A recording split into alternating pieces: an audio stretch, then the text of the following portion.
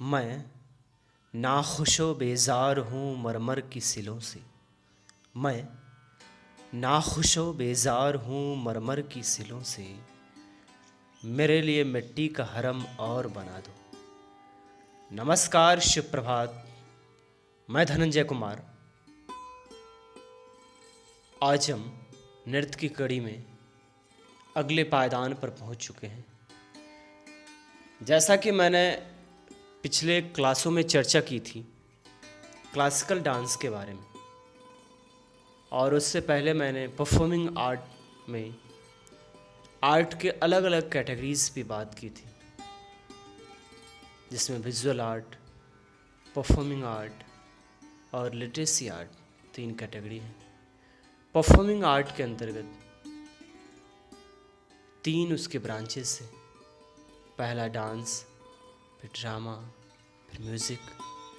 Dance के 2 branches हैं, एक क्लासिकल नृत्य और एक लोक नृत्य। तो आज हम लोक नृत्य पे पहुंच चुके हैं। लोक नृत्य के बारे में हम आज चर्चा करने वाले हैं कि सामान्यतः ये लोक नृत्य होता क्या है, इसके प्रकार क्या हैं, ये कब कब मनाया जाता है और किस प्रदेश का कौन सा लोक नृत्य है, कौन सा लोक नृत्य है, उसकी हम आज चर्चा करेंगे। थोड़ा सा अगर इसके हिस्ट्री के बारे में हम अगर चर्चा करें तो हम जानते हैं कि भारत में संस्कृति की परंपरा इतनी समृद्ध रही है कि उसके बिना किसी कला की चर्चा करना ओछेपन जैसी बात हो जाएगी। कोई भी कला हो वो अपने आप में आत्म दीप्तमान, मदमोहक, रमणीय, सौंदर्यपूर्ण, परिपूर्ण और आकर्षक होता है। अगर हम लोक कला की बात करें, वो स्वतः स्फूर्त, कदाचित अपरिष्कृत, आम होता है। ये लोक नृत्य जो है वो शास्त्रीय रूप से भिन्न कहाँ होते हैं। लोक कला किसी विशेष स्थान, विशेष जनसमूह या किसी विशेष संप्रदाय का होता है, और उससे कहीं ज़्यादा कहीं एक विशेष देश, एक विशेष राष्ट्र के नाम होता है ये संस्कृति। प्रारंभ में ही अगर हम बात करें तो लोक कला सामान्यतः मनोरंजन के लिए प्रिय रहा और मनोरंजन का एक आसान सा साधन रहा, जो बाद में धर्म से भी जुड़ती रही समय समय पर। भारत में हर एक क्षेत्र में अलग अलग लोक नृत्य हैं। लोक नृत्य में हम देखते हैं तो विविध रंग हैं, विविध प्रकाश हैं। लोक नृत्य विशेष अवसरों पे प्रदर्शित किए जाते हैं। लोक नृत्य के अनंत स्वरूप हैं। इसमें ताल हैं, धर्म, व्यवसाय, जाति, हर एक के आधार पे अंतर पाया जाता है। अगर हम पूर्वी भारत, पश्चिमी भारत, उत्तरी भारत या दक्षिणी भारत या उसके जनजाति के बारे में बात करें तो सभी जनजाति सभी अवसरों पे नृत्य करती है। जीवन चक्र हो या ऋतु के वार्षिक चक्र हो, अलग अलग नृत्य अवश्य होते हैं। ये नृत्य कला जो है उनके जनमानस के दैनिक जीवन, उनके दैनिक क्रियाकलाप, उनके धार्मिक अनुष्ठान के रंग रूप हैं, उनके बदलते जीवन स्वरूप की शैलियां हैं। नृत्य सामान्यतः लोक नृत्य लोक जीवन से जुड़ा हुआ है, और जब कोई आर्ट, कोई कला, कोई रीजन, कोई संस्कृति, कोई चीज़ जब लोक से जुड़ा हो, सामान्य कॉमन आदमी से जब जुड़ाव हो उसकी परंपराओं का संबंध, उसके परंपरा का संबंध लोक से हो, तो वैसे नृत्य, वैसे कला लोक नृत्य कहलाते हैं। इसके कहीं भी पुख्ता सबूत नहीं मिलते हैं कि लोक कला का जन्म कब हुआ, लेकिन ऐसा माना जाता है कि चार्ल्स डार्विन का जो जैव विकासवाद का सिद्धांत है, उस थियोरी के हिसाब से 1857 का जो थियोरी था उसके हिसाब से ऐसा माना जाता है कि प्रिमिटिव एरा में जब मनुष्य का जन्म हुआ, और अगर हम बात करें पौराणिक कथाओं के द्वारा, तो हिंदू धर्म के अनुसार मनु और शत्रुपा का जब जन्म हुआ है तो श्रृंगार, हास्य, करुण, रौद्र, वीर, विभत्स, अद्भुत, ये सारे रस भाव वृत्ति, ये सारे चीज़ की जब जन्म हुई है, तो इसी से कहीं ना कहीं लोक नृत्य का जन्म हुआ है, लोक कलाओं का उद्भव हुआ है। अगर हम मुस्लिम कम्युनिटीज़ की बात करें तो उनमें भी ऐसा कहा जाता है आदम और हव्वा के जन्म के बाद। और अगर साइंस की माने तो उनका कहना है कि प्रिमिटिव इरा में जब इंसान का जन्म हुआ, जब मानव सभ्यता इतने विकसित और सुगठित सुसभ्य नहीं थी, जब उन्हें आचार व्यवहार का उतना ज्ञान नहीं था, उतने अपने दैनिक जीवन क्रियाकलापों में परिपक्व नहीं थे, तब से ही कला का जन्म हुआ है।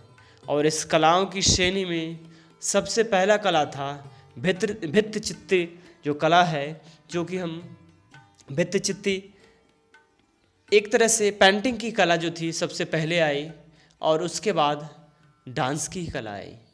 ध्वनि आने के बाद डांस आई, क्योंकि जब आदि मानव में मानव शिकार के लिए जब जाते थे, तो शिकार से जब वापस लौटते थे तो वो खुश होते थे। जब कोई शिकार अगर शिकारी करे और सफल हो तो जश्न क्यों ना मनाए, और उसी जश्न से इस लोक नृत्य का उद्भव माना जाता है। और तब से जब भी इंसान, चाहे मौसम की परिवर्तन हो, आखेट हो, श्रम हो, श्रृंगार हो, या पूजा अर्चना हो, त्यौहार हो, रीति रिवाज हो, रहन सहन हो, भौगोलिक परंपरा हो, भाव भंगिमा में बदलाव हो, इस सारे चीज़ों की जब झलक मिलती है तो भारत ही नहीं पूरे विश्व के विभिन्न प्रांतों में, अलग अलग प्रांतों में अलग अलग लोक नृत्यों की शैली का विकास हुआ, और उस विकास को हमने दर्ज किया है। और मानव सभ्यता की जो संस्कृति है उसमें ये दर्ज होता गया है। अब इस मानव सभ्यता में बात करें तो सामान्यतः लोक नृत्यों को 4 कैटेगरी में बांटा जाता है, जिसमें से पहला कहा जाता है वृत्ति मूलक, जैसे जुताई, बुआई, मछली पकड़ना, मतलब कोई क्राफ्ट, श्रम, ये सब की जब झलक मिले और उससे जुड़ा हुआ, उससे जो नृत्य शैली संबंध रखता हो, वो वृत्त मूलक लोक नृत्य शैली कहलाता है। दूसरा होता है धार्मिक अनुष्ठान क्रियाकलाप से जब जुड़ाव हो, तो ऐसे नृत्य धार्मिक लोक नृत्य के श्रेणी में आ जाते हैं। और तीसरे हैं अनुष्ठानिक में भी तांत्रिक, प्रेत आत्माओं और उसके कोप से मुक्ति के लिए, जैसा कि हम ग्रीस में पढ़ते हैं, जिसकी राजधानी एथेंस है, ग्रीक में प्रेत आत्माओं से, देवताओं के कोप से बचने के लिए जो परफॉर्मेंस किया जाता था, जो गाना गाए जाते थे,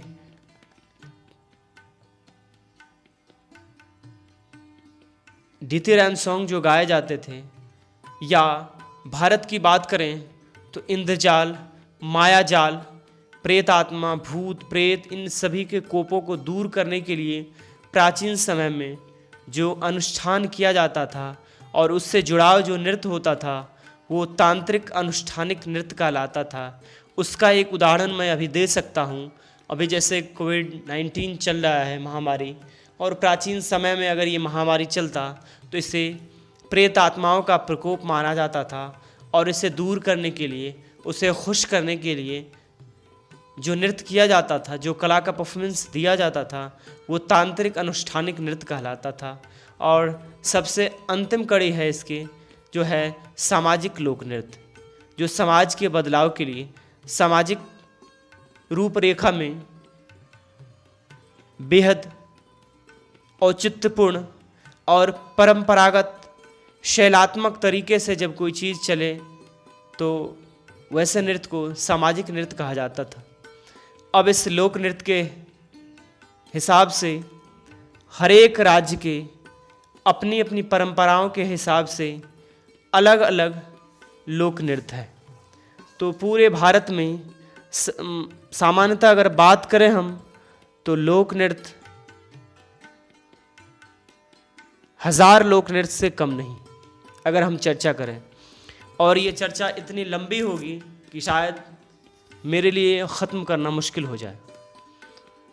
तो मैं हर एक लोक नृत्य तो नहीं समेट सकता है, इस सिलेबस में समेट सकता हूँ, लेकिन एक चीज़ कर सकता हूँ कि कुछ कुछ राज्यों के कुछ कुछ प्रचलित लोक नृत्य के बारे में हम चर्चा करेंगे, जिसमें से हम चर्चा कर रहे हैं बारी बारी से। अगर हम जम्मू कश्मीर की बात करें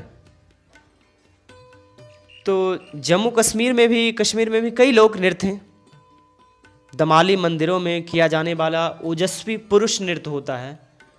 दमाली नृत्य जो है वो जम्मू कश्मीर में है, उत्तर कश्मीर में है। उसमें पुरुषों के द्वारा ओजस्वी नृत्य किया जाता है। रव नृत्य किया जाता है, जो कि रमज़ान के महीने जैसे अभी चल रहे हैं, तो इसमें रव नृत्य होता है, रमज़ान के महीने में होती हैं। इसके अलावा शरद ऋतु में भी होती है, जो महिलाओं के द्वारा किया जाता है। लोग गीत से अगर जुड़ाव रखें तो कश्मीर में हिकत नृत्य कुंवारी लड़कियों के द्वारा किया जाता है। इसमें कई प्रकार के गीत लिखे जाते हैं। आगे हम बात करें अगर लद्दाख की, तो वहाँ पे एक शैतान नृत्य बहुत प्रचलित है, बहुत प्रसिद्ध है, जो लहापस और मणिपस लोगों द्वारा अनुष्ठानिक किया जाता है। अनुष्ठानिक पूजा पाठों में ये नृत्य किया जाता है और गोम्पा नामक प्रांगण में किया जाता है। गोम्पा नामक प्रांगण में ये अनुष्ठानिक परफॉर्मेंस किया जाता है। कूदू नृत्य जो है वो पर्वतीय क्षेत्र में बुआई, रोपनी, कटनी के मौसम में किया जाता है। जब बुआई करने के बाद लोग आराम करते हैं तो कुद या कूदू नृत्य का परफॉर्मेंस करते हैं। इसमें बांस के बड़े मनोरम ढांचे, जिसे छज्जा कहते हैं, चारों तरफ से युवक युवतियां डंडी नाच की तरह इसे लेके घूमते हैं। अब हरियाणा की बात करें तो हरियाणा में भी लोक नृत्य और लोकगीत का भी जुड़ाव रहा है, जिसमें घूमर, फाग, खेरिया, धमाल कुछ ऐसे हैं नृत्य हैं जो महिलाओं के द्वारा किए जाते हैं। डफ और चोरैया पुरुषों के द्वारा नृत्य किए जाते हैं। घूमर, फाग, खेरिया, धमाल ये सारे नृत्य महिलाओं के द्वारा किए जाते हैं। डफ और चोरैया पुरुषों के द्वारा नृत्य किए जाते हैं। गुजरात की लोक नृत्यों की अगर बात करें तो गुजरात में गरबा और रास ऐसे ही लोक नृत्य हैं। गरबा नृत्य नवरात्र के समय सितंबर अक्टूबर में किया जाता है। गरबा नृत्य में सामान्यतः ये कहा जाता है कि मिट्टी के पात्र, जो छिद्र होता है मिट्टी के पात्र में, घड़ा टाइप का, उसमें दीपक जलाकर महिलाएं नृत्य करती हैं। और एक गरबी भी एक प्रकार का नृत्य है, जिसमें थोड़ा सा पद संचालन भिन्न होता है। गरबा महिलाओं के द्वारा और गरबी पुरुषों के द्वारा किया जाता है। उस गरबी में भी अलग अलग कैटेगरीज हैं, जैसे जेरियन, कुदनियन गरबी अलग अलग हैं। आगे अगर हम बात करें तो घेरैया रास एक ऐसा ही नृत्य है जिसमें नर्तक या नर्तकी एक छड़ी लेकर और दूसरे हाथों में मोर पंख लेकर नृत्य करते हैं और अपने सह नर्तक या नर्तकी को स्पर्श करते हैं। आड़े और तिरछे रूप से घूमा जाता है। इस नृत्य में घेरैया रास नृत्य कहते हैं। गोफ नृत्य है जो किसी खंभे में रंगीन कपड़े बांध दिए जाते हैं और उसके बाद नृत्य करते हुए बारी बारी से रस्सी जैसा बन बन के घूमा जाता है। और एक धमाल एक रास नृत्य है जिसमें छड़ियों का प्रयोग ठीक उसी प्रकार होता है जैसे तलवारबाजी में होता है। आगे हम महाराष्ट्र की बात करते हैं तो महाराष्ट्र के लोक रंगमंच में तमाशा का नाम आता है और इसका मूल है गाथा।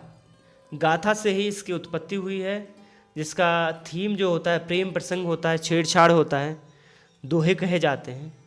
और ये तमाशा पेशवा और मराठा सरदारों के लिए रंगमंचीय रूप धारण कर लिया था।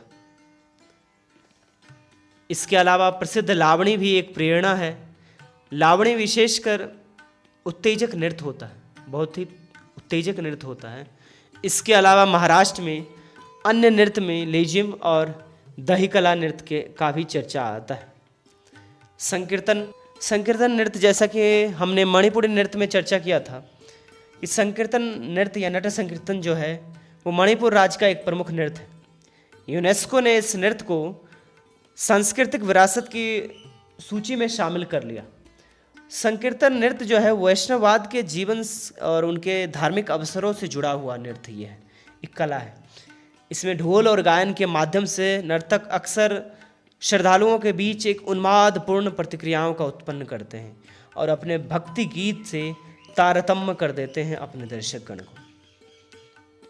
और ये नृत्य की उत्पत्ति जो माना जाता है वो वैष्णव समुदाय से ही माना जाता है और इसमें गुरु और शिष्य की कौशल परंपरा चली आ रही है और चलती रहती है, ताकि ये नृत्य अपने स्वरूप में आज भी उसी तरह पाया जाए जैसे प्राचीन समय में पाया जाता है। मणिपुर में संकीर्तन लोगों के साथ जैविक संबंधों को बढ़ावा देने का भी एक जीवंत प्रथा है। ऐसा माना जाता है कि दुनिया में सामंजस्य स्थापित करने के लिए अनुष्ठानों को स्वीकार किया गया है और इस अनुष्ठान के माध्यम से हम कहीं ना कहीं मणिपुर में संकीर्तन परफॉर्मेंस देकर अपने जीवन के संरक्षण और अपने जीवन की जो लक्षण है उसकी संस्कृति जो है उसे संरक्षित करते हैं और उसमें योगदान देते हैं। इसमें अगर बात की जाए तो राज्य भाग्यचंद्र, जिन्होंने नाहा संकीर्तन की कल्पना की थी, स्वयं एक महान कलाकार भी थे। उन्होंने इस विरासत को कायम रखा। आगे हम चलते हैं राजस्थान की ओर। राजस्थान में लोक नृत्य बड़े ही जीवंत और मस्ती भरी स्वरूप में मिलता है, चाहे वो झूमर हो या गणगौर हो। झूमर और गणगौर इसमें सर्वाधिक विख्यात है। इस नृत्य में भी सुसनी, झूलन लीला और गोपी लीला प्रमुख है। इसके अलावा हिमाचल प्रदेश में दशहरे में भी अगर नृत्य की बात करें तो गड्डी गड़ेरीने चरवा नृत्य है और अन्य त्योहारों में भी महासू, थाली, नाटी, जद्दा और जैता नृत्य। अब हिमाचल प्रदेश होते हुए हम चलते हैं पंजाब की ओर, जहाँ का आपको पता ही है भांगड़ा बड़ा ही मस्त और मनमोहक नृत्य। ढोल बजाते हुए मस्त धुनों पर खुलकर नृत्य करने वाले एक मदमोहक नृत्य है पंजाब का भांगड़ा। अच्छी फसल होने पर खुशी का इजहार करते हैं और गर्मजोशी के साथ ये उत्सव मनाते हैं। एक तरह से ये मस्ती का, उन्माद का, अपने स्वरूप का पहचान का एक परफॉर्मेंस है, एक लोक नृत्य है। ठीक उसी तरह मस्ती और उन्माद और शौक का एक अलग उदाहरण है, महिलाओं के द्वारा गिद्धा किया जाता है। वो भी वैसा ही जोशीला और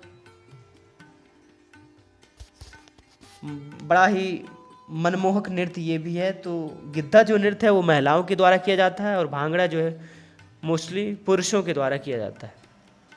उत्तर प्रदेश में रासलीला लोक नृत्य जो है वो बहुत ही विशेष महत्व रखती है, क्योंकि रासलीला भगवान कृष्ण की धरा ब्रिज भूमि से आधारित है, उद्धत है, तो उसके स्वरूप की चर्चा करता है इस नृत्य में।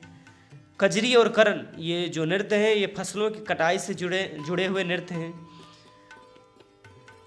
इसके अलावा झोरा नृत्य हैं जो पुरुष और स्त्री दोनों शामिल होकर करते हैं। आगे हम चलते हैं वेस्ट बंगाल की ओर, और जहाँ पे काठी नृत्य काफ़ी प्रसिद्ध है। इसके अलावा बाउल नृत्य अपना विशेष महत्व रखती है। कहा जाता है कि बौद्ध धर्म के प्रभाव के कम होने के पश्चात योगी पुरुष जो आदर्श थे उन्होंने इस संप्रदाय को जन्म दिया, और बाउल संप्रदाय से इस नृत्य का जन्म हुआ। इसीलिए बाउल या कहीं कहीं बाउली नृत्य कहा जाता है। इसमें लोग घुंघरू बांधकर, हाथों में एक तारा लेकर या गोपी यंत्र लेकर नृत्य करते हुए दिखाई देते हैं। आगे हम प्रस्थान करते हैं असम की ओर, और असम में बैसाखी, बिहू, खेल गोपाल, तबल चेगबी की चर्चा आता है। वैसे ही बिहार में जट जटिन नृत्य किया जाता है। दक्षिण भारत में भी लोक नृत्य का अपना ही स्वरूप है, जिसमें तमिलनाडु में कोलट्टम नृत्य किया जाता है जो गुजरात के गरबा की ही भांति होता है। एक अन्य रूप पिन्नल कोलट्टम है। कुम्भी नृत्य महिलाएं करते हुए घूमती है। करगम नृत्य भी महिलाएं के द्वारा होती है, जो एक सजे हुए कलश सिर पर रखकर संतुलन बनाते हुए नृत्य करती है। कावड़ी एक धार्मिक नृत्य है। आंध्र प्रदेश में घंटा मरडला एक सुंदर लोक नृत्य है। केरल में ओणम के अवसर पर कन्याएं और महिलाओं के द्वारा कोट्टिकली नृत्य किया जाता है। एरुकली, तटकमल्ली पुरुषों द्वारा मंदिर में किया जाने वाला नृत्य है। तो इस तरह से हमने आज ब्रीफ में लोक नृत्य के ओरिजिन, उसकी पौराणिक कथा, उसकी धार्मिक, अनुष्ठानिक, सामाजिक कथा, साइंटिफिक रीज़न जाने नृत्य का, और कौन कौन से प्रदेश में कौन कौन से नृत्य प्रसिद्ध और फेमस हैं। हम अगली क्लास में देखेंगे और कोशिश करेंगे कि आगे जाके भविष्य के दिनों में हम हर एक स्टेट का अलग अलग लोक नृत्य शैली को बांटकर थोड़ा सा उसका डिटेल करें। तब तक इतने देर तक बड़े ही धैर्य और संयम के साथ इस क्लास को सुनने के लिए आप सबों का तहे दिल से आभार, शुक्रिया। और हाँ, अगर अच्छा लगे तो लाइक ज़रूर करें, और रश्मिरथी नाम से जो चैनल है उसे सब्सक्राइब करें। और अगर बुरा लगे तो क्या बुरा लगा उससे कमेंट में लिखें। आपके कमेंट का स्वागत रहेगा और तहे दिल से इसके लिए शुक्रगुजार रहूँगा।